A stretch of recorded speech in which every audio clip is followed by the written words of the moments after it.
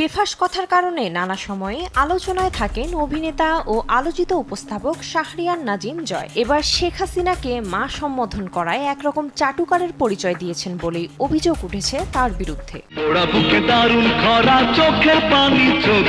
2014 সালে পূর্বাচলে প্লট চেয়ে শেখ হাসিনাকে উপমহাদেশের শ্রেষ্ঠ নেত্রী ও আদর্শ মা সম্বোধন করে চিঠি লিখেছিলেন জয়। সামাজিক যোগাযোগ মাধ্যমে সেই চিঠির ছবি ভাইরাল হওয়ায় একরকম তোপের মুখে পড়েছেন তিনি। এমন পরিস্থিতিতে ভুল স্বীকার করে নিজের ফেসবুক আইডিতে পোস্ট করেছেন এই অভিনেতা। শিল্পীরা আপনাদের দৃষ্টিতে কোন অবস্থানে আছে এবং শিল্পীদের ভবিষ্যৎ করণীয় কি বলে আপনি মনে করেন? যে ইমেজ ভঙ্গ হয়েছে সেই ইমেজ ফিরে পেতে ক্ষমার বিকল্প কিছু নেই। এজন্য আমি দুঃখিত, আমি লজ্জিত, আমি অনুতপ্ত। জয় লিখেছেন, আলো আসবে গ্রুপে পান নাই, ইউটিউবারদের ষড়যন্ত্রে পান নাই, তাই বলে আমাকে ছেড়ে দিবেন কেন?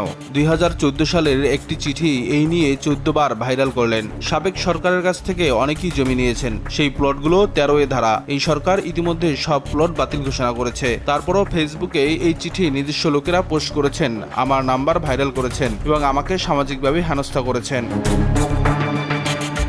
নিজের ভুল স্বীকার করে জয় আরও বলেন, অবশ্যই এই চিঠি চাটুকারিতার মধ্যেই পড়ে, এর জন্য অপমান আমার প্রাপ্য। কিন্তু দেখেন, শাস্তিটা বেশি দিয়ে ফেলেন না, আল্লাহ তবে আপনাদেরও ক্ষমা করবে না। আল্লাহ আছেন এবং যথাসময়ে পাপের শাস্তি হয় তা আমরা তো সবাই বুঝে গেছি, তাই না?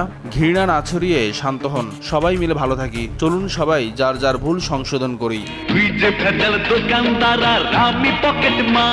ভাইরাল সেই চিঠিতে জয় শেখ হাসিনাকে দরদি এবং বাংলার মানুষের বিপদের বন্ধু বলে আখ্যায়িত করেন। এছাড়াও চিঠিতে তিনি বলেন, মা, পূর্বাচলে একটা জমি আমার স্বপ্ন, আমার সন্তানের ভবিষ্যৎ। আমি আপনার কাছে আবদার করলাম, আপনি আপনার এই সন্তানের আবদার ফেলে দেবেন না। আমি জানি ইনশাল্লাহ। এই আবেদনপত্রটিতে জয়ের ছবির পাশে গৃহায়ন ও গণপূর্ত মন্ত্রী ইঞ্জিনিয়ার মোশাররফ হোসেনের একটি সিলও দেখা গেছে।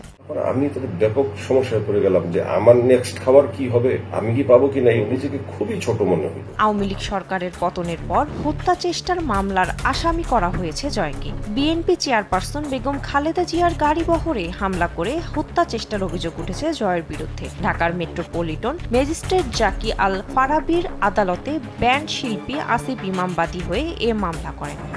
আমার নামে মামলা হয়েছে বেগম খালেদা জিয়ার হত্যা চেষ্টার মামলা।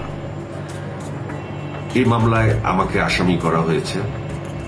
আমি পড়েছি, সেখানে লেখা আছে 15 এপ্রিল 2015 সন্ধ্যা 6 ঘটিকায় যিনি মামলা করেছেন তিনি লিখেছেন যে অনেকের মধ্যে আমিও সেখানে ছিলাম।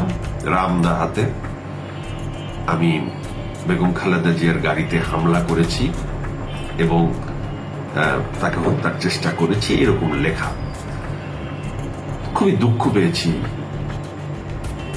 জীবনে একটা খুন বা কাউকে মারা এই সাহসটাই আসলে নাই আমার। সিনথিয়া আক্তারি, দেশ টিভি।